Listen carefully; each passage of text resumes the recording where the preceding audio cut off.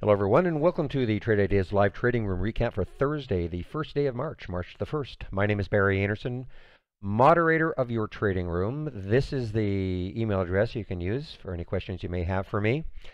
This is the link to get into our free room. You do not have to be a member of Trade Ideas to participate in our room. This is a link to get instant 15% savings off our subscription plans, either on monthly or annually, and both on our standard and our premium services. I open the room at about 9 o'clock Eastern time. That's when I start to share my screen. Get live on the mic at about 9:05. I go to 3:30 Mondays to Thursdays and 3 o'clock on Fridays. All right, well, let's first of all take a look at SRNE. If you were in the room yesterday, I had this pretty big exciting news, at least it seemed that way, for it. I've eventually took this trade right at, well, right there, in fact, 963. I sold some here at 988, held it overnight. I was pretty encouraged by all this action, and then I sold at 1012 as it was moving down, and then I got out around this area here, and now look at it, just basically collapsed right back down to where it was yesterday. So pretty crazy action for it. Obviously, it had FDA approval on their drug. They said all the right things, opioids and all that. But anyway, that was that one. That was the exciting one. Acadia was an exciting one for a lot of us in the room early on. This one, you have to take a look at the daily chart to really see what happened. So this was earnings yesterday, big down day, and this is what we call continuation on earnings down the next day. And so we saw this, at least I saw it, and a lot of us saw this action right there. So where did I get in at? 2372. I took the short at 2372. This was right. I don't like to take anything in the first 15 minutes. So it was right about there. I think it was literally a minute before the 15 was up.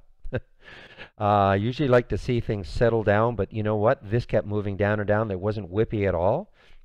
So I took the short. Bottom line is I took the short, 2372, and I covered at 23 down here, 2348. I will have to say I got all the way down here. I was really hoping it was going to crash down through 23. Didn't happen. As I say, I covered at 2348, 2337, and 2340, all in this area. Then a number of us flipped the script. We went long it. At least I did, and I got in at 2413. You know how I love the whole number breaks. So I got in at 2413.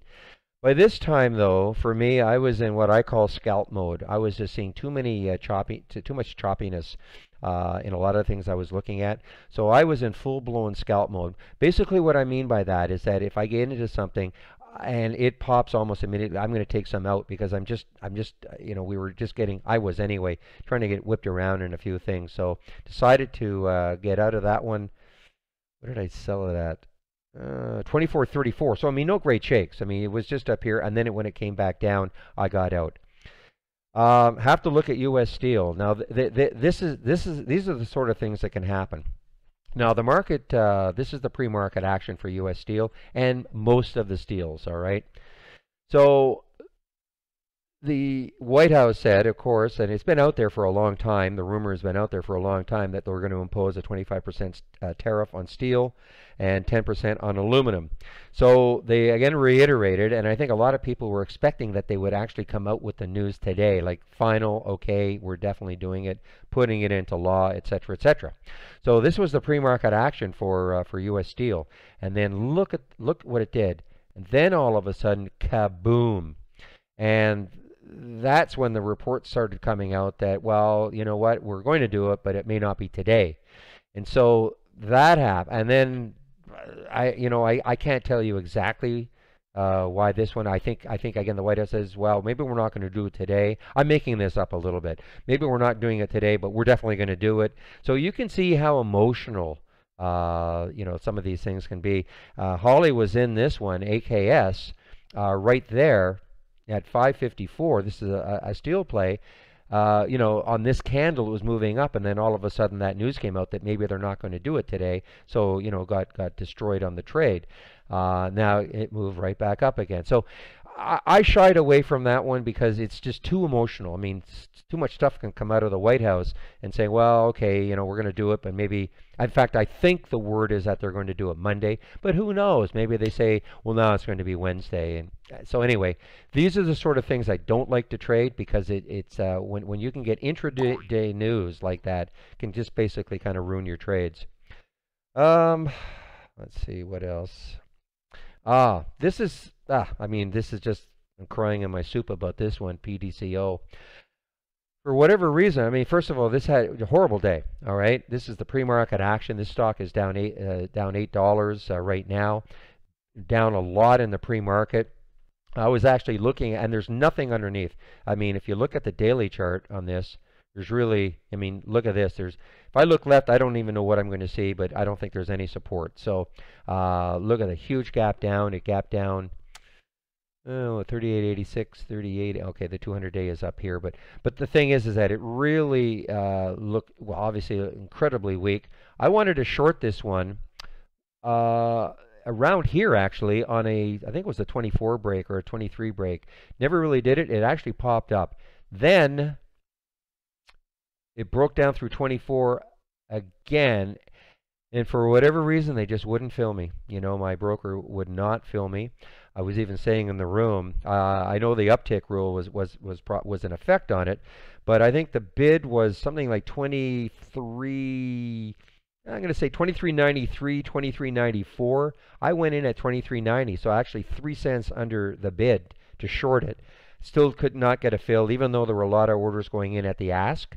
They just would not fill me, and I had to watch this one go down, down, down, basically $1 from when I wanted to get filled.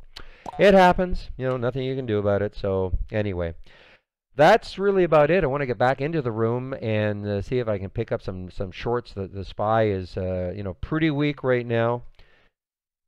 And if we look at a daily chart on the SPY, you can see it's trying to get down below that level. It's below that level right now. You know, I mean, if it continues weak, we've had 3 weak days. If it continues, then, you know, who knows where it might find support, maybe here. But anyway, I want to get back into the room and see if we can find some juicy shorts. So I'm going to close this down. And again, if you have any questions for me, this is the email address you can use, and this is the link for the trading room, the free room.